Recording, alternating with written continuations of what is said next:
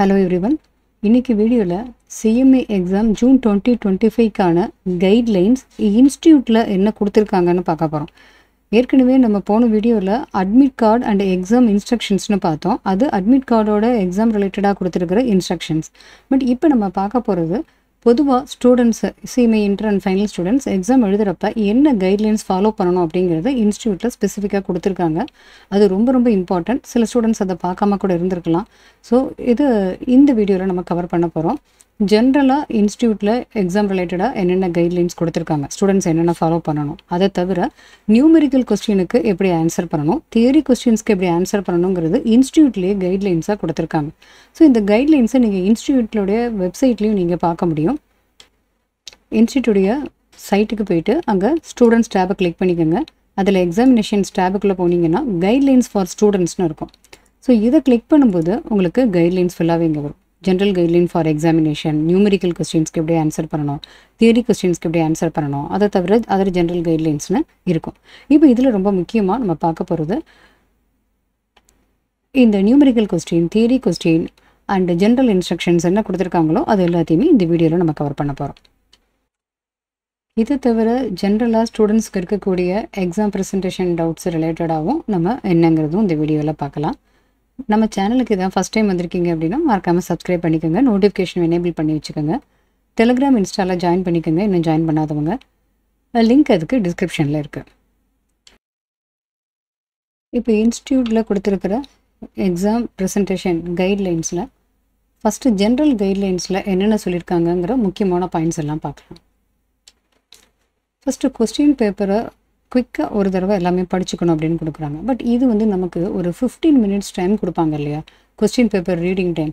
அதில் கொஸ்டின் பேப்பரை ஃபுல்லாகவே நம்ம ஒரு அனலைசிஸ் பண்ணிக்க முடியும். எந்தெந்த கொஸ்டின்லாம் நம்ம ஆன்சர் பண்ணணும், எந்த ஆர்டரில் ஆன்சர் பண்ணணும் அப்படிங்கிறத ஒரு ஐடியா நமக்கு கிடைக்கிறதுக்கு இந்த 15 மினிட்ஸை நம்ம யூஸ் பண்ணிக்கலாம். அடுத்தது ஈஸியஸ்ட் கொஸ்டின் எதுவோ அதை ஃபஸ்ட்டு ஆன்சர் பண்ணுறது நல்லது அப்படிங்கிறது இங்கே கைட்லைன்ஸில் கொடுக்குறாங்க. ஸோ எது ஈஸியஸ்ட்டு கொஸ்டினோ அதை ஃபஸ்ட்டு ஆன்சர் பண்ணிட்டீங்க அப்படின்னா ஒரு நல்ல இம்ப்ரெஷன் க்ரியேட் ஆகும் கொஸ்டின் பேப்பரை வேல்யூவேஷன் பண்ணுறவங்களுக்கு. ஸோ அதனால் ஈஸியஸ்ட்டு கொஸ்டினை ஃபஸ்ட்டு ஆன்சர் பண்ணிவிட்டு அதுக்கப்புறமா மீதி இருக்கிறத வரிசையாக நம்ம எழுதிட்டு போகலாம். இப்போ கம்பல்சரி கொஸ்டின் அப்படிங்கிறது இருக்கும். இப்போ நம்ம பார்த்தோம்னா இப்போ இருக்கிற கொஸ்டின் பேப்பர் பேட்டர்னில் section A compulsory question. Compulsory கொஸ்டின்னா MCQ 15 கொஸ்டின்ஸ் இருக்கும். 1 மார்க்கு 30 மார்க்ஸுக்கு MCQ கொஸ்டின். இதுக்கான ஆன்சரை நம்ம சூஸ் த பெஸ்ட் எதுங்கிறத பார்த்து அது கரெக்டான ஆப்ஷனில் சர்க்கிளை டார்க்கன் பண்ணணும், OMR ஷீட் மாதிரி. ஸோ அதுதான் இங்கே நம்ம ஆன்சர் பண்ண வேண்டியது. பட் இந்த கம்பல்சரி கொஸ்டின்ங்கிறது நம்ம கம்பல்சரியாக அட்டன் பண்ணணுமா அப்படிங்கிற டவுட்டு நிறையா ஸ்டூடெண்ட்ஸ்க்கு இருக்கும். கம்பல்சரி கொஸ்டின் அட்டன் பண்ணாமல் போகிறதுனால நமக்கு ஏதாவது மார்க் குறையுமா, நெகட்டிவ் மார்க் ஆகுமா அப்படின்லாம் தோணலாம். பட் கம்பல்சரி கொஸ்டின்ங்கிறது கம்பல்சரி ஆன்சர் பண்ணுறதுக்காக தான் கொடுத்துருக்காங்க. பட் அதை ஆன்சர் பண்ணாமல் போகிறதுனால நம்மளுடைய மார்க்கு குறையும். மார்க் குறையும்னா அந்த கம்பல்சரி கொஸ்டினுக்கான மார்க் என்னவோ அது குறையும். இப்போ maximum marks will be limited. இப்போ கம்பல்சரி கொஸ்டினில் 30 மார்க்ஸுக்கு MCQ. ஒருவேளை அந்த 30 மார்க்ஸ் MCQவை நீங்கள் ஃபுல்லாக எழுதாமல் விட்டீங்கன்னா உங்களுக்கு மொத்தமாக மீதி இருக்கிற கொஸ்டின்ஸுக்கு ஆன்சர்லாம் ப்ரெசென்ட் பண்ணும்போது 70 மார்க்ஸுக்கு உண்டான மார்க் தான் உங்களுக்கு கிடைக்கும். அதை தான் இங்கே சொல்கிறாங்க. ஸோ அதனால் கம்பல்சரி கொஸ்டின் எழுதாமல் விட்டாலும் ஆன்சர் பேப்பருங்கிறது வேலிடு தான், அந்த point.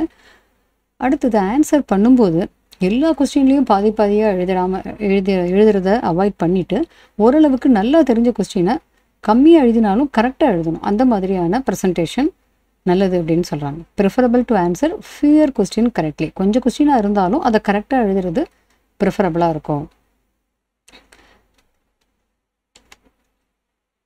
rather than more questions answered partially in each case. நிறையா கொஸ்டின் எல்லா கொஸ்டினையும் எழுதி எல்லாத்துலேயும் பாதி எழுதுறத விட ஏதாவது கொஞ்சமாக கொஸ்டின் எழுதினா கூட ஃபுல்லாக கரெக்டாக நம்ம எழுதுறது பெட்டராக இருக்கும்.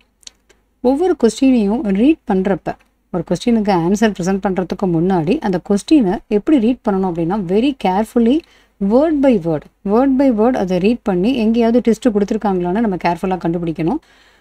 ஸோ இது நியூமெரிக்கல் சப்ஜெக்டாக இருந்ததுன்னா அக்கௌண்ட்ஸு அல்லது டேக்ஸு காஸ்டிங் அந்த மாதிரிலாம் இருந்ததுன்னா இது கொஞ்சம் கேர்ஃபுல்லாகவே பண்ணணும் அப்படின்னு சொல்கிறாங்க. At least once of word by word அதை படித்து பார்த்து அந்த கொஸ்டினில் என்ன சொல்ல வராங்க, அதனுடைய சிக்னிஃபிகன்ஸ் என்ன அப்படிங்கிறத நம்ம புரிஞ்சுக்க ட்ரை பண்ணணும். பட் இதுவே நியூமெரிக்கல் சப்ஜெக்டாக இருந்தால் அந்த இடத்துல சம்டைம்ஸ் இது அட்லீஸ்ட் ஒன்ஸ்ன்னு இல்லாமல் 2-3 தடவையாவது அது வேர்ட் பை வேர்டு நம்ம படித்து பார்த்தா தான் நமக்கு கிளியராக அது புரியும். ஸோ அந்த பாயிண்ட் இதுவும் ஜென்ரல் கைட்லைன்ஸில் ஒன்று. இன்னொன்று, ஒவ்வொரு கொஸ்டினுக்கும் டைம் அலாட்மெண்ட் அப்படின்னு சொல்கிறாங்க. டைம் அலாட்மெண்ட் அப்படிங்கிறப்ப இங்கே வந்து 160 மினிட்ஸ்னு கொடுத்துருக்காங்க. பட் இப்போ கொஸ்டின் பேப்பர் ரீடிங் டைம் எல்லாமே கொடுக்கறதுனால 3 ஹவர்ஸில் இருக்கிற 180 மினிட்ஸுமே நமக்கு ஃபுல்லி அவைலபிள் தான். இதில் கம்பல்சரி கொஸ்டின் நம்ம எடுக்கும்போது கம்பல்சரி கொஸ்டினுக்கு 30 மார்க்ஸ் எம்சிக்யூ. பட் எம்சிக்யூவில் சில சமயம் நிறையா டைம் எடுக்கிறதுக்கு நமக்கு இடம் கொடுத்துடாம இவ்வளோ டைம் தான் நம்ம ஃபிக்ஸ் பண்ணிக்கணும். ஏன்னா எம்சிக்யூவில் சில சமயம் ஒர்க்கிங்ஸும் ஜாஸ்தியாக இருக்கலாம். பட் ஆன்சர் ஃபைனல் ஆன்சர் மட்டும்தான் நம்ம சூஸ் பண்ணணும், அதை மட்டும்தான் பபிள் பண்ணணும். பட் இதுக்கான டைம் ரொம்ப எடுத்துடாமல் பார்க்கணும். அதுதான் இங்கே சொல்கிறாங்க. ஒவ்வொரு கொஸ்டினுக்கும் எவ்வளவு மார்க் அப்படிங்கிறத வச்சு அதுக்கு டைம் நம்ம அலாட் பண்ணுறது ஜென்ரலாக ஃபாலோ பண்ணக்கூடியது. பட் எல்லா இடத்துலையும் அது பொருந்தும் நம்ம சொல்ல முடியாது. சில சமயம் ஈஸியான கொஸ்டினாக இருக்கும், அது சீக்கிரமே முடிஞ்சிடும். நம்ம ஃபிக்ஸ் பண்ண டயத்தை விட சீக்கிரமாக முடிஞ்சிடும். அப்போ என்ன பண்ணணும், எந்தெந்த கொஸ்டின்லாம் நிறையா டைம் எடுக்குதோ அதுக்கான டைமை வந்து ஈஸி கொஸ்டின் முடித்ததுனால கிடைக்கிற டைமை யூஸ் பண்ணிக்கணும். அதுதான் இங்கே சொல்ல வராங்க.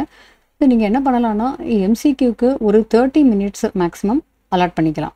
30 மினிட்ஸ்க்குள்ளே எம்சிக்யூ. அப்படி ஒரு வேளை முடிக்க முடியலன்னா 45 மினிட்ஸ். அதை விட ரொம்ப டைம் எடுக்காமல் நம்ம பிளான் பண்ணிக்கணும். இப்போ எம்சிக்யூவோட ஒரு 5 கொஸ்டின்ஸ் அடிஷனலாக எழுதுவோம். அப்போ எம்சிக்யூ ஒன்று, அதை தவிர ஒரு 5 கொஸ்டின்ஸ் அட்டன் பண்ணணும். அப்போ டோட்டலாக 6 கொஸ்டின்ஸ்னு எடுத்துப்போம். ஒவ்வொரு கொஸ்டினுக்கும் 30 மார்க்ஸ்னு அலாட் பண்ணிக்கிட்டோம்னா டைம் மேனேஜ்மெண்ட் நமக்கு பெட்டராக இருக்கும். எம்சிக்யூக்கு எல்லா கொஸ்டினும் அட்டன் பண்ணுறதுக்கு ஒரு 30 மினிட்ஸும், அண்ட் மீதி இருக்கிற டிஸ்கிரிப்டிவ் கொஸ்டின்ஸில் 5 கொஸ்டின் எழுதுறதுக்கு ஒவ்வொரு கொஸ்டினுக்கும் 30 மினிட்ஸும் ஒதுக்கிக்கிட்டோம்னா நமக்கு 3 ஹவர்ஸும் கரெக்டாக இருக்கும். பட் சில சமயம் வந்து ஒரு சில கொஸ்டினுக்கு கூட டைம் எடுக்கலாம், ஒரு சில கொஸ்டினுக்கு கம்மியான டைம் எடுக்கலாம். அது அந்த சமயத்துக்கு ஏற்ற மாதிரி நீங்கள் தான் பார்த்துக்கணும். பட் எப்போவுமே ஆன்சர் முடிச்சதுக்கப்புறம் ஒரு தடவை வெரிஃபிகேஷனுக்கு ஒரு 5 to 10 மினிட்ஸ் ஒதுக்குறது நல்லது. ஸோ அதுக்கு ஏற்ற மாதிரி நீங்கள் டைம் மேனேஜ்மெண்ட் பண்ணிக்கணும். அடுத்தது, இந்த நியூமெரிக்கல் சப்ஜெக்டாக இருந்ததுன்னா, நியூமெரிக்கல் சப்ஜெக்ட்னா அக்கௌண்ட்ஸோ அல்லது டேக்ஸோ காஸ்ட் அக்கௌண்டிங்கோ அந்த மாதிரி வரும்போது அந்த நியூமெரிக்கல் சப்ஜெக்ட் இதில் தியரி கொஸ்டின்ஸை லாஸ்ட்டு எழுதுறது ப்ரிஃபரபுளாக இருக்கும். ஏன்னா அது கம்மியான டைம் நமக்கு போதும். தியரி கொஸ்டினுக்கு நிறைய டைம் எடுத்து நம்ம ரொம்ப நேரம் எழுதி டைமை வேஸ்ட் பண்ணிட்டோம்னா மற்ற கொஸ்டினுக்கு டைம் கிடைக்காது. அதுக்காக தான் இதை சொல்கிறாங்க. தியரி கொஸ்டின்ஸை ப்ரிஃபரபிளி லாஸ்ட் ஆன்சர் பண்ணுறது நல்லது. ஏன்னா அது கம்மியான டயத்தில் கூட நம்ம டக்குன்னு ஆன்சர் எழுதிட முடியும். இன்னும் ஒரு முக்கியமான பாயிண்ட்டு, இது எப்போவுமே நம்ம சொல்கிறது தான், அது ஃபஸ்ட்டு ஆன்சர் வந்து கொஸ்டினை கரெக்ட் பண்ணுற வேல்யூவேட்டரை இம்ப்ரெஸ் பண்ணுற மாதிரி இருக்கணும். ஸோ நம்மளுடைய ப்ரெசன்டேஷன், நம்ம கொடுத்துருக்கிற கண்டென்ட்டு, நீட்னஸ் எல்லாமே அவங்கள இம்ப்ரெஸ் பண்ணுற மாதிரி இருக்கணும் அப்படிங்கிற ஒரு கைட்லைனும் அதில் சொல்கிறாங்க. அடுத்தது, இது ரொம்ப முக்கியமான பாயிண்ட்டு. இப்போ ஒரு கொஸ்டின் நீங்கள் ஆன்சர் பண்ணணும், பட் அதுக்கான டைம் உங்களுக்கு இல்லை, அதை ஃபுல்லாக எழுதுறதுக்கான டைம் இல்லை. அப்போ என்ன சொல்கிறாங்கன்னா, அந்த ஆன்சரை வந்து ஒரு சினாப்சிஸ், சுருக்கமாக அந்த ஆன்சரில் நீங்கள் என்ன சொல்ல வரீங்களோ அதை மட்டும் நீங்கள் எழுதுறதுக்கு ட்ரை பண்ணுங்கள் அப்படின்னு சொல்கிறாங்க. Right a synopsis for the answer. But இது எப்போ பண்ணணும், அந்த ஆன்சர் ஷீட் முடிவில் உங்களுக்கு இனிமேல் டைமே இல்லை, பில் அடிக்க போகிறாங்க, ஒரு கொஸ்டின் உங்களுக்கு நல்லாவே தெரியும், பட் அது ஃபுல்லாகவே எழுதுறதுக்கு டைம் இல்லை அப்படின்னா அதில் மெயின் பாயிண்ட்ஸை சினாப்சிஸ் ஃபார் த ஆன்சர்னு அதை ப்ரெசென்ட் பண்ணுறது நல்லா இருக்கும்னு சொல்கிறாங்க. But they should be done தேவைன்னா, இஃப் ரெக்வயர்டு, டைம் பத்தலை அப்படிங்கிறப்ப only at the end of the answer sheet. Answer sheet எண்டில் தான் இந்த மாதிரி நம்ம பண்ணணும். ஆன்சர் ஷீட் மிடில் ஏதாவது ஒரு ஆன்சர் பண்ணிகிட்டு இருக்கிறப்ப மெயின் பாயிண்ட்ஸை மட்டும் நம்ம சொல்லிவிட்டு அதுக்கப்புறம்லாம் ஆன்சர் ப்ரெசென்ட் பண்ணக்கூடாது. So only at the end of the answer sheet அப்படிங்கிறதும் இதுவும் தேவைன்னா மட்டும் இந்த மாதிரி பண்ண சொல்லியிருக்காங்க. இப்போ இது general guidelines. Inter and final students answer present பண்ணுறப்ப ஜென்ரலாக என்ன கைட்லைன்ஸ் ஃபாலோ பண்ணணும் அப்படிங்கிறது இப்போ பார்த்தோம். இப்போ அடுத்தது 1 by 1 numerical questions and theory கொஸ்டின்ஸ்க்கு எப்படி ஆன்சர் பண்ணணும் அப்படின்னு இன்ஸ்டியூட்டில் சொல்லியிருக்காங்கன்னு பார்க்கலாம். இப்போ நியூமெரிக்கல் கொஸ்டின்ஸுக்கு ஆன்சர் எப்படி ப்ரெசென்ட் பண்ணணும்னு இன்ஸ்டியூட்டில் கைட்லைன்ஸில் சொல்கிறாங்க. எப்போவுமே ஆன்சர் ஷீட்டில் லெஃப்ட் ஹேண்டு பேஜ், அதோ ஒர்க்கிங்ஸுக்கு வச்சுக்கிறது பெட்டராக இருக்கும். Always leave left hand page for showing workings, assumptions and notes. இப்போ ஒரு கொஸ்டினுக்கு ஆன்சர் ப்ரெசென்ட் பண்ணுறப்ப எங்கெங்கெல்லாம் ஒர்க்கிங் நோட் தேவையோ கண்டிப்பாக அந்த ஒர்க்கிங்ஸும் அந்த ஆன்சரில் ஒரு பார்ட்டாக இருக்கணும். ஸோ இப்போ ஆன்சர் ஃபுல்லாகவே கரெக்டாக இருக்கணும்னா அதுக்கான ஒர்க்கிங் நோட்ஸும் நீங்கள் கண்டிப்பாக ப்ரெசென்ட் பண்ணியிருக்கணும். அதனுடைய நம்பர் 1, 2, 3 நம்பர் கொடுத்தது மெயின் ஆன்சரில் ரெஃபரன்ஸும் கொடுக்கணும். Present them parallel to the question concerned. எந்த கொஸ்டினுக்கு ஆன்சர் ப்ரெசென்ட் பண்ணுறீங்களோ அதுக்கு பேரலாக நீங்கள் ஆன்சரில் ஒர்க்கிங்ஸை காமிக்கணும் அப்படின்னு சொல்கிறாங்க. Use the last page of the booklet for rough work. ஏதாவது ரஃப் ஒர்க் பண்ண வேண்டியதாக இருந்ததுன்னா லாஸ்ட் பேஜை யூஸ் பண்ணிக்கலாம் அப்படிங்கிற பாயிண்ட்டும் இங்கே சொல்கிறாங்க. ஸோ இப்போ ஒரு ஆன்சர் ப்ரெசென்ட் பண்ணுறீங்க, ஒர்க்கிங் நோட்டு தேவை. ஃபார் எக்ஸாம்பிள் இப்போ ஃபைனல் அக்கௌண்ட்ஸ்னு எடுத்துக்கலாம். ஃபைனல் அக்கௌண்ட்ஸில் பேட் டெப்ஸோடைய ப்ரொவிஷன் அந்த மாதிரி கேல்குலேஷன்லாம் இருக்குது. அந்த ஒர்க்கிங்ஸை எங்கே போடலாம்? அந்த பேஜில், அதாவது ரைட் சைடு பேஜில் நீங்கள் trading profit and loss account எழுதுறீங்க. லெஃப்ட் ஹேண்ட் சைடில் ஒர்க்கிங்ஸோ அசம்ஷன்ஸோ நோட்ஸோ நீங்கள் ப்ரெசென்ட் பண்ணலாம் அப்படின்னு சொல்கிறாங்க. அப்படி இல்லைன்னா அந்த கொஸ்டினோட கண்டினியூஷனாகவும் ஒருவேளை உங்களால் லெஃப்ட் ஹேண்ட் சைடில் ப்ரெசென்ட் பண்ண முடியல அப்படின்னா கொஸ்டினோடு சேர்த்து எழுதுகிறப்ப அதனோட ஒர்க்கிங் நோட்ஸும் பின்னாடி எழுதலாம், அல்லது ஸ்டார்டிங்லேயும் எழுதிருக்கலாம். பட் அதை மெயின் ஆன்சரோட கண்டிப்பாக ரெஃபரன்ஸ் கொடுக்கணும். பட் இன்ஸ்டியூட்டோட கைட்லைன்ஸில் எப்போவுமே லெஃப்ட் ஹேண்ட் பேஜை நீங்கள் ஒர்க்கிங்ஸ் அசம்ஷன்ஸ் நோட்ஸுக்கு யூஸ் பண்ணிக்கிங்க அப்படின்னு ஸ்பெசிஃபிக்காக சொல்லியிருக்காங்க. State necessary assumptions and notes whenever possible rather than wherever you feel essential. எங்கெங்கே மட்டும் அசம்ஷன் நம்ம கொடுத்தா போதும், இதுதான் ரொம்ப முக்கியம் அப்படின்னு நீங்கள் நினச்சி அந்த இடத்துல மட்டும் அசம்ஷன் கொடுக்காம எங்கெங்கெல்லாம் பாசிபிலிட்டி இருக்கோ அங்கங்கெல்லாம் அசம்ஷன் நோட்ஸு கொடுங்க அப்படின்னு சொல்கிறாங்க. ஏன்னா இதுதான் ரொம்ப முக்கியம் அப்படின்னு நினச்சி ஏதாவது சில அசம்ஷன் நோட்ஸை நீங்கள் மிஸ் பண்ணிடக்கூடாது அப்படிங்கிற பாயிண்ட்டு தான் இங்கே சொல்கிறாங்க. அடுத்தது கரன்சி, ருபீஸ் ஆர் டாலர்ஸ் அந்த மாதிரி என்ன மென்ஷன் பண்ணணுமோ அந்த கரன்சியை காஸ்டிங்கோ அக்கௌண்ட்ஸோ டேக்ஸோ அந்த இடத்துல கண்டிப்பாக நீங்கள் மென்ஷன் பண்ணணும். இப்போ நீங்கள் ஆன்சர் ப்ரெசன்டேஷன் பண்ணுறப்ப டேப்லர் காலம் போடணுமா அப்படின்னா, இப்போ ட்ரேடிங் ப்ராஃபிட் அண்ட் லாஸ் அக்கௌண்ட்டோ அல்லது காஸ்ட் ஷீட் ப்ரிப்பேர் பண்ணுறீங்க, அங்கெல்லாம் காலம் எல்லாம் போடணும், டபுள் லைன்ஸோட போடணும்னா அதுக்கு டைம் இருந்தால் போடுங்க அப்படின்னு சொல்கிறாங்க. when time permits. அப்படி டைம் இல்லை அப்படின்னா இந்த டேப்லர் காலம் மாதிரியே ப்ரெசன்டேஷனில் நீங்கள் ப்ரெசென்ட் பண்ணாலே போதும். கோடு போடாமல் இருந்தாலும் பார்க்குறப்ப இந்த இடத்துல அக்கௌண்ட் எழுதிருக்கீங்க, இங்கே அமௌண்ட் ருபீஸ் அப்படிங்கிறத மென்ஷன் பண்ணி போட்டிருக்கீங்கிறது கிளியராக தெரியும். இன்னொன்று, அக்கௌண்ட்ஸ் காஸ்டிங்லலாம் எங்கெங்கெல்லாம் டோட்டல் காலம் தேவையோ அங்கெல்லாம் கண்டிப்பாக டோட்டல் காலமும் போடணும். எங்கெங்கெல்லாம் ஜேர்னல் என்ட்ரிஸ் இருக்கோ அங்கெல்லாம் கண்டிப்பாக நரேஷன்ஸும் போடணும். ஒருவேளை கொஸ்டினில் ஸ்பெசிஃபிக்காக நரேஷன்ஸ் நாட் நெசசரின்னு கொடுத்துருந்தாங்கன்னா நரேஷன் போட வேண்டாம். அப்படி எதுவும் சொல்லலைன்னா ஜேர்னல் என்ட்ரின்னு வந்தால் கண்டிப்பாக நரேஷனும் போடணும். ஓவர் ரைட்டிங்கை அவாய்ட் பண்ணிடணும். எங்கேயாவது ஒரு இடத்துல தவிர்க்க முடியாமல் ஓவர் ரைட்டிங் பண்ண வேண்டியது வருது அப்படின்னா அங்கே என்ன சொல்கிறாங்கன்னா, நீங்கள் அடித்து எழுதினதை அந்த இடத்த ஸ்ட்ரைக் ஆஃப் பண்ணிவிட்டு அதுக்கப்புறமா நீங்கள் எழுதுங்க அப்படின்னு சொல்கிறாங்க. ஏன்னா அது நீட்டாக இருக்கணும் அப்படிங்கிறத விட கிளாரிட்டி ரொம்ப ரொம்ப இம்பார்ட்டண்ட். என்ன சொல்ல வரீங்கிறது கிளியராக அங்கே ஆன்சர் எவாலுவேஷன் பண்ணுறவங்களுக்கு புரியணும்.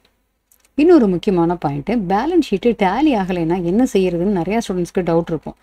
அவங்களாம் ஏதாவது ஒரு அமௌண்ட்டு ஏதாவது ஒரு அக்கௌண்ட்டில் சஸ்பென்ஷன் போட்டு முடிச்சு விடலாமா அப்படின்னு நினைப்பாங்க. பட் அதுக்கு ஸ்பெசிஃபிக்காக இன்ஸ்டியூட்டில் ஒரு கைட்லைன்ஸ் கொடுக்குறாங்க. பேலன்ஸ் ஷீட்டு டேலி ஆகலை அப்படின்னா முதல்ல என்ன பண்ணணும், டபுள் என்ட்ரி பிரின்சிபலை அப்ளை பண்ணி கரெக்டாக அதாவது டேலிடி ஸ்டேட்மெண்ட் மீன்ஸ் ட்ரையல் பேலன்ஸில் இருந்து எடுத்து இங்கே ஒரு தடவை மட்டும் ஃபைனல் அக்கௌண்ட்ஸில் அப்பியர் ஆகிருக்கா, எங்கெங்கெல்லாம் அட்ஜஸ்ட்மெண்ட் இருக்குது அது 2 இடத்துல அப்பியர் ஆகிருக்கா, அந்த மாதிரிலாம் நீங்கள் செக் பண்ணிக்கிட்டே வருவீங்க. ஸோ எனிவே எந்த ஒரு ஆன்சர்லேயும் பேலன்ஸ் ஷீட்டு போடுறப்ப கடைசியில் உங்களுக்கு ஆன்சர் டேலி ஆகலை, இந்த டோட்டல் செக் பண்ணுறப்ப டேலி ஆகலை அப்படின்னா என்ன டோட்டல் உங்களுக்கு வருதோ அசட் சைடு அண்ட் லைபிலிட்டி சைடில் அந்த டோட்டலை அப்படியே எழுதுங்க அப்படின்னு சொல்கிறாங்க. நீங்களாக ஒரு அமௌண்ட்டை போட்டு டோட்டல் கரெக்டாக வந்துருச்சு அப்படின்னு சொல்லி வேல்யூவேட்டரை ஏமாற்ற ட்ரை பண்ணக்கூடாது அப்படின்னு சொல்கிறாங்க. ஸோ இது வேல்யூவேட்டரை ஏமாத்துறதுக்கு ட்ரை பண்ணக்கூடாது. என்ன டோட்டல் வருதோ நீங்கள் அதை அப்படியே எழுதுறது பெட்டராக இருக்கும். அடுத்த பாயிண்ட்டு தான் சொல்கிறாங்க, எந்த ஒரு சப்ஜெக்ட்லேயும் வேல்யூவேட்டரை ஏமாத்துற மாதிரி அவரை பார்க்குறப்ப கரெக்டாக தெரிகிற மாதிரி நீங்கள் எதுவுமே பண்ணக்கூடாது அப்படின்னு சொல்கிறாங்க. அதனால் உங்களுக்கு ஏதாவது ஒரு டிஸ்அட்வான்டேஜாக முடியறதுக்கு வாய்ப்பு இருக்குது. So penalty will be high அப்படிங்கிறதுனால மார்க் நமக்கு நிறையா குறையிறதுக்கு சான்ஸ் இருக்கும். அதனால் நீங்கள் எழுதுகிறப்ப கவனமாக எழுதணும். எங்கெங்கெல்லாம் பாசிபிலிட்டி இருக்கோ உங்களுடைய ஆன்சரை கரெக்டாக இருக்கா அப்படிங்கிறத நீங்கள் செக் பண்ணி பார்த்துக்கலாம். இதுக்கு ஒரு எக்ஸாம்பிளும் சொல்கிறாங்க. இப்போ வேரியன்ஸ் அனலைசிஸ், ஸ்டாண்டர்ட் காஸ்டிங்கில் வேரியன்ஸ் அனலைசிஸில் ஆன்சரை நீங்கள் செக் பண்ணி பார்த்துக்க முடியும். இப்போ ஃபார் எக்ஸாம்பிள் மெட்டீரியல் வேரியன்சஸ்னு எடுப்போம். மெட்டீரியல் காஸ்ட் வேரியன்ஸ் அப்படின்னா இதில் மெட்டீரியல் ப்ரைஸ் வேரியன்ஸும் மெட்டீரியல் குவான்டிட்டி வேரியன்ஸுடைய டோட்டல் இருக்கணும். இப்போ material price variance, quantity variance, cost variance 3 தனித்தனியாக கண்டுபிடிச்சிட்டு ப்ரைஸ் அண்ட் குவான்டிட்டி வேரியன்ஸை டோட்டல் பண்ணி இந்த காஸ்ட் வேரியன்ஸ் வருதா அப்படின்னு நம்ம கிராஸ் செக் பண்ணிக்க முடியும். இந்த மாதிரி ஆன்சர் எங்கெங்கெல்லாம் பாசிபிலிட்டி இருக்கோ கரெக்டாக இருக்கான்னு நீங்கள் செக் பண்ணிக்கோங்க அப்படிங்கிற ஒரு பாயிண்ட்டும் சொல்கிறாங்க. இன்னொன்று, ஏதாவது ஒரு அமௌண்ட்டு பாயிண்டில் வர்றப்ப அதை ரவுண்ட் ஆஃப் பண்ணுவோம்ல, rule of rounding off correctly for decimal. எப்படி நம்ம ரவுண்ட் ஆஃப் பண்ணுறது? இப்போ digit followed by a figure starting with 5 or above, 5 அல்லது அதுக்கு மேலே இருந்ததுன்னா அதை நெக்ஸ்ட் ஹையர் டிஜிட்டுக்கு ரவுண்ட் ஆஃப் பண்ணிடுவோம். ஸோ இப்போ பார்த்த இந்த கைட்லைன்ஸ் எல்லாமே நியூமரிக்கல் கொஸ்டின்ஸ்க்கு ஆன்சர் ப்ரெசென்ட் பண்ணுறப்ப ஸ்டூடெண்ட்ஸ் என்னென்ன மாதிரி கைட்லைன்ஸ் ஃபாலோ பண்ணணும்னு சொல்லியிருக்காங்க. அடுத்தது தியரி கொஸ்டின்ஸுக்கு ஆன்சர் ப்ரெசென்ட் பண்ணுறப்ப என்னென்ன பாயிண்ட்டை கன்சிடர் பண்ணிக்கணும். தியரி கொஸ்டினுக்கு ஆன்சர் பண்ணுறப்ப டு த பாயிண்ட் ஆன்சர் பண்ணணும். அது ப்ரீஃபாக இருக்கணும். Answer to the point and be brief. ஏன்னா உங்களுடைய ஆன்சர் வந்து ரொம்ப நிறையா பெருசாக இருந்தது அப்படின்னா மார்க் நிறையா வரும் அப்படின்னு நம்ம நினைக்கக்கூடாது. ஸோ இந்த கொஸ்டினை வேல்யூவேஷன் பண்ணுறவங்களுக்கு நிறையா டைம் இருக்காது. ஸோ அவங்க மேக்ஸிமம் ஸ்கேனிங் டெக்னிக் மாதிரி யூஸ் பண்ணி அவங்க கரெக்ஷன் பண்ணுவாங்க. அவங்களுக்கு ஃபுல்லாக அவங்களுடைய ஆன்சர் பேப்பரை தரோவாக ரீட் பண்ணுறதுக்கான நிறைய டைம் எல்லாருக்கும் இருக்காது அப்படிங்கிற பாயிண்ட்டு இங்கே சொல்கிறாங்க. ஸோ அப்போ அதனால தான் நம்ம ஆன்சர் ப்ரெசென்ட் பண்ணுறப்ப கரெக்டாக டு த பாயிண்ட்டை நம்ம ப்ரெசென்ட் பண்ணணும். நம்மளுடைய ஆன்சரை பாயிண்ட் வைஸ் ப்ரெசென்ட் பண்ணுறப்ப அதை லிஸ்ட்டு மாதிரி ப்ரொடியூஸ் பண்ணுறது பெட்டராக இருக்கும் வேறு பாசிபிள். இது என்ன ஆகும்னா உங்களுடைய பாயிண்ட் எல்லாமே கரெக்ஷன் பண்ணுறவங்களுக்கு ஈஸியாக புரிஞ்சுக்கிற மாதிரி இருக்கும். Increase the chances of the point being read by the evaluator. So இப்போ எல்லா பாயிண்ட்டுமே இவங்க எழுதியிருக்காங்க அப்படின்னு சொல்லிட்டு அவங்க கரெக்ஷன் பண்ணுறதுக்கு ஈஸியாக இருக்கும். இப்போ பாயிண்ட் வைஸ் அல்லது லிஸ்ட்டாக நம்ம ப்ரெசென்ட் பண்ணுறப்ப அந்த பாயிண்ட் எல்லாத்தையும் நம்பர் போட சொல்கிறாங்க. ஏபிசிடி அப்படின்னு ஆல்ஃபபெட்டிக்கலாக ப்ரெசென்ட் பண்ணுறத விட 1 2 3ன்னு நம்பர் போட்டு அந்த பாயிண்ட்ஸை ப்ரெசென்ட் பண்ணணும் அப்படிங்கிற ஒரு கைட்லைனும் இங்கே சொல்கிறாங்க. இப்போ சில கொஸ்டினில் வந்து டிஸ்கஸ் அப்படின்னு சொல்லி தியரி கொஸ்டின் கேட்டிருப்பாங்க. அந்த மாதிரி கொஸ்டினில் எல்லாத்துலேயுமே ஆன்சர் ப்ரெசென்ட் பண்ணுறப்ப பேராகிராஃபாக இருக்கணும். பட் அந்த பேராகிராஃபுக்கு அப்ரோப்ரியேட் ஹெட்டிங்ஸ் இருக்கணும். ஏன்னா அதில் வந்து லாங்கர் நெரேட்டிவ் ஆன்சர்ஸாக இருக்குங்கும்போது பேராகிராஃப்குள்ளே பாயிண்ட் வைஸாகவும் அந்த அப்ரோப்ரியேட் ஹெட்டிங்ஸோடையும் நம்ம கொடுக்குற ஆன்சர் கொடுக்கணும். தியரி கொஸ்டின்ஸில் எங்கெங்கெல்லாம் ஒரு எக்ஸாம்பிளோ இல்லஸ்ட்ரேஷனோ கொடுக்க முடியுமோ அந்த மாதிரியும் காமிக்கணும். கீவேர்ட்ஸ் ரொம்ப ரொம்ப முக்கியம். உங்களுடைய ஆன்சரில் முக்கியமான அந்த கீவேர்ட்ஸை அண்டர்லைன் பண்ணணும். ஸோ அப்போ கொஸ்டினை கரெக்ஷன் பண்ணுறவங்களுக்கு அந்த பாயிண்டில் நீங்கள் என்ன சொல்ல வரீங்க, கரெக்டான கீவேர்ட்ஸ் இருக்கா அப்படின்னு அவங்க ஈஸியாக அதை பார்க்க முடியும். இப்போ கம்பேரிட்டிவ் கொஸ்டின் கேட்குறாங்கன்னு வச்சுக்கலாம். 2 இதை ஆல்டர்னேட்டிவாக கம்பேர் பண்ணுற மாதிரி அந்த மாதிரி கொஸ்டின் கேட்டிருந்தாங்கன்னா இதை காலம் வைஸாக tabulate the comparative points in columnar fashion column wise போட்டு இப்போ for example single entry system double entry system ரெண்டுக்கும் டிஃபரன்ஸ் கேட்குறாங்கன்னு வச்சுக்கலாம். அப்போ 2 டேப்லெட் காலமாக போட்டு இங்கே சிங்கிள் என்ட்ரி சிஸ்டம் இங்கே டபுள் என்ட்ரி சிஸ்டம்னு கம்பேரிசன் காமிக்கணும். Avoid writing long and descriptive answer. ரொம்ப லென்த்தியாக, இது ஏற்கனவே நம்ம பார்த்த பாயிண்ட்டு தான், ரொம்ப லென்த்தியாக தேவையே இல்லாமல் ரொம்ப டிஸ்கிரிப்டிவ் பண்ணி ஆன்சர் எழுத வேண்டாம். டிஸ்கிரிப்ஷனுங்கிறது உங்களுக்கு டு த பாயிண்ட் இருந்தால் போதும். என்ன கீவேர்ட்ஸோ என்ன கீ பாயிண்ட்டோ அதை மட்டும் ப்ரெசென்ட் பண்ணால் போதும். ஏன்னா ரொம்பவும் பொறுமையை சோதிக்கிற மாதிரியும் இருக்கக்கூடாது. கொஸ்டின் பேப்பரை வேல்யூவேஷன் பண்ணுறவங்களுக்கு ரொம்ப பொறுமையை சோதிக்கிற மாதிரி இருக்கக்கூடாது. கரெக்டான ஆன்சர் கரெக்டான பாயிண்ட்ஸு நம்ம ப்ரெசென்ட் பண்ணணும். ரொம்ப லென்த்தியாக அன்னெசரி லென்த்தியான ஆன்சர் இருக்கக்கூடாது. இப்போ சில பாயிண்ட் நமக்கு மறந்து போச்சு தியரி கொஸ்டினில். அப்போ என்ன பண்ணலாம், கொஞ்சம் ஸ்பேஸ் விட்டுட்டு அடுத்த கொஸ்டினுக்கு நம்ம போயிடலாம். பட் பின்னாடி இந்த பாயிண்ட்ஸ் நமக்கு ஞாபகம் வந்தோன்னா அந்த இடத்துல வந்து திருப்பி அந்த பாயிண்ட்டை ரெகுலேட் பண்ணதை எழுதிக்கலாம். இப்போ கேஸ்லாம் அண்டு செக்ஷன் முக்கியமாக இந்த டவுட்டு நிறையா ஸ்டூடெண்ட்ஸுக்கு இருக்கும். இப்போ லா பேப்பர்னு எடுத்துக்கிட்டோம்னா அங்கே செக்ஷன் கண்டிப்பாக சொல்லணுமா அப்படின்னு ஒரு டவுட் இருக்கும். கேஸ் லா எங்கெல்லாம் மென்ஷன் பண்ணணுமா அப்படின்னு. இந்த கேஸ் லாவோ ஒரு ஆக்டுடைய செக்ஷனோ உங்களுக்கு நல்லா தெரிஞ்சிருந்தால் மட்டும் அதை ஆன்சரில் ப்ரெசென்ட் பண்ணுங்கள். If you are sure of the case law and section அப்படி இருந்தால் மட்டும் ஆன்சரில் ப்ரெசென்ட் பண்ணுங்கள். ஒருவேளை அதில் ஒரு குழப்பம் இருக்குது, இந்த செக்ஷனா இல்லையே வேறு செக்ஷன் நம்பர் வருமோ அப்படின்னு இருந்ததுன்னா அதை நீங்கள் அவாய்ட் பண்ணுறது பெட்டர் அப்படின்னு சொல்கிறாங்க. ஏன்னா தப்பான செக்ஷனை போட்டுட்டு அதில் கரெக்டான ப்ரொவிஷன் எழுதினீங்கன்னா அதுக்கு உங்களுக்கு மார்க்கு தான் கிடைக்காம போகும். ஸோ அதனால் இதை நீங்கள் அவாய்ட் பண்ணுறது பெட்டர். ஸோ இப்போ கேஸ் லா அண்ட் செக்ஷன் உங்களுக்கு கரெக்டாக தெரியலைன்னா அதை அவாய்ட் பண்ணிவிட்டு ஜென்ரலாக இந்த ஆக்டுடைய ப்ரொவிஷன்ஸ் படி as per the relevant provisions of this act அந்த ஆக்டுடைய நேமை போட்டுட்டு அந்த ப்ரொவிஷன்ஸை நீங்கள் மென்ஷன் பண்ணாலே எனஃப். அது ஒரு முக்கியமான பாயிண்ட்டு. இப்போ ஃபைனல் ஸ்டூடெண்ட்ஸ்கிட்ட சில எக்ஸ்பெக்டேஷன் கூடவே இருக்கும். ஆன்சர் ப்ரெசென்ட் பண்ணுறப்ப எந்தெந்த இடத்துலலாம் அவங்க தேவைப்படுதோ அங்கே ப்ராக்டிக்கலாக எக்ஸாம்பிள் கொடுக்க வேண்டியது இருக்கலாம். அல்லது சில இதை வந்து அவங்களுடைய ஒப்பீனியன் அல்லது good criticism of the subject matter அங்கெல்லாம் எங்கெல்லாம் தேவையோ அதை கண்டிப்பாக அவங்க ப்ரெசென்ட் பண்ணணும் அப்படின்னு சொல்கிறாங்க. Final students will be expected to give practical example, application areas and good criticism of the subject matter applicable டாபிக்ஸில் அவங்க கண்டிப்பாக கொடுக்கணும். ஸோ இப்போ இது வந்து தியரி கொஸ்டின்ஸுக்கு ஆன்சர் ப்ரெசன்டேஷன் எப்படி பண்ணணும் அப்படிங்கிறதுக்கான கைட்லைன்ஸ். ஸோ இப்போ இன்ஸ்டியூட்டில் கொடுத்துருக்கக்கூடிய எக்ஸாம் கைட்லைன்ஸ்னு பார்த்தோம்னா ஜென்ரலான கைட்லைன்ஸ், நியூமெரிக்கல் கொஸ்டின்ஸுக்கான கைட்லைன்ஸ் அண்ட் தியரிட்டிக்கல் கொஸ்டின்ஸ்க்கான கைட்லைன்ஸ்னு ரொம்ப முக்கியமான பாயிண்ட்ஸ் எல்லாமே இப்போ நம்ம பார்த்துட்டோம். இப்போ ஸ்டூடெண்ட்ஸ்க்கு இருக்கக்கூடிய வேறு சில டவுட்ஸு, எக்ஸாம் ப்ரெசன்டேஷனில் வேறு சில டவுட்ஸு, அதுக்கான கிளாரிஃபிகேஷன் என்ன அப்படின்னு பார்க்கலாம். இப்போ ஒவ்வொரு கொஸ்டினுமே புது பேஜில் ஆரம்பிக்கணுமா அப்படின்னு ஸ்டூடெண்ட்ஸை கேட்பாங்க. கண்டிப்பாக ஆரம்பிக்கணும். இப்போ ஒவ்வொரு புது பேஜ் ஒரு கொஸ்டினுக்கு அப்படிங்கிறப்ப எப்படி பார்க்கணும்னா, இப்போ டிஸ்கிரிப்டிவ் ஆன்சர் அப்படிங்கிறப்ப கொஸ்டின் நம்பர் 2ல இருந்து 8 வரைக்கும் இருக்கும். இப்போ இந்த 2ன்னு எடுத்துக்கிட்டிங்கன்னா அது 2 மட்டுமா இருக்கலாம், அல்லது 2ல A, B, C எப்படி இருக்கலாம். 3 கொஸ்டின் இருக்கலாம், 2 கொஸ்டின் இருக்கலாம், இந்த மாதிரி இருக்கலாம். அடுத்தது 3 இருக்கும். அப்போ 3ல ஏயும் பின்னு இருக்குன்னு வச்சுப்போம். இப்போ இந்த மாதிரி கொஸ்டின் இருக்கும்போது நீங்கள் புது பேஜில் ஸ்டார்ட் பண்ண வேண்டியது. இப்போ கொஸ்டின் நம்பர் 2 ஸ்டார்ட் பண்ணுறீங்கன்னா அது நியூ பேஜில் ஸ்டார்ட் பண்ணணும். அதில் 2A, 2B, 2C அது தொடர்ந்து எழுதலாம். 2B தனியாக ஒரு பேஜில், 2C தனியாக ஒரு பேஜில் வரணும்னு அவசியம் கிடையாது. 2ABC ஆர்டர் படி தான் எழுதணுமா அப்படின்னா அப்படியும் இல்லை. 2ல ஃபஸ்ட்டு B எழுதலாம், அப்புறம் 2ல C எழுதலாம், அப்புறம் 2ல A எழுதலாம். பட் இந்த ABC ஆர்டர் சேஞ்ச் ஆனாலும் அட் அ டைம் சேமாக முடிக்கிறது பெட்டர். எப்போவாவது உங்களால் தவிர்க்க முடியாமல் மறந்துட்டீங்கன்னா மட்டும் அதை விட்டு போனதை பின்னாடி எழுதிக்கலாம். பட் அப்போவும் கொஸ்டின் நம்பர் 2 அது என்ன விட்டுருக்கீங்க, சியா ஏயா, அதை ப்ராக்கெட்டில் மறக்காமல் போடணும். மெயின் கொஸ்டின் அண்ட் சப் கொஸ்டினுடைய நம்பரை கரெக்டாக போடணும். இப்போ 2Aல நீங்கள் ஸ்டார்ட் பண்ணுறீங்க அப்படின்னா 2A ஃப்ரெஷ் பேஜில் ஸ்டார்ட் பண்ணுறீங்க. அதோட தொடர்ந்து பிஓ சிஓ அடுத்தடுத்து நீங்கள் கண்டினியூஸாக அந்த பேஜ்லேயே கீழே நீங்கள் தொடர்ந்து எழுதலாம். இப்போ அடுத்து ஒரு கொஸ்டின் 3ஓ 4ஓ 5ஓ அதை ஸ்டார்ட் பண்ணுறீங்கன்னா அது கண்டிப்பாக நியூ பேஜில் ஸ்டார்ட் பண்ணணும். அதனுடைய ஏபிசி அப்படியே கண்டினியூஷனாக வரலாம். அது ஒன்றுக்கும் தனித்தனி புது பேஜ் வேணும்னு அவசியம் இல்லை. அடுத்து ஒரு doubt, black Penna blue Penna எது நம்ம எழுதணும் ஆன்சர் அப்படின்னு ஸ்டூடெண்ட்ஸ் கேட்பாங்க. ஏற்கனவே எக்ஸாம் இன்ஸ்ட்ரக்ஷன் ரிலேட்டடாக வீடியோலையும் நம்ம பார்த்துருப்போம்.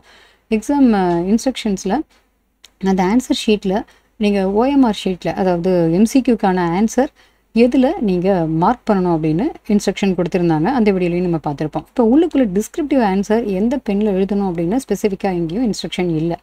ஸோ நீங்கள் either blue or black pen இந்த ரெண்டில் நீங்கள் எதை வேணாலும் யூஸ் பண்ணி ஆன்சர் எழுதலாம்.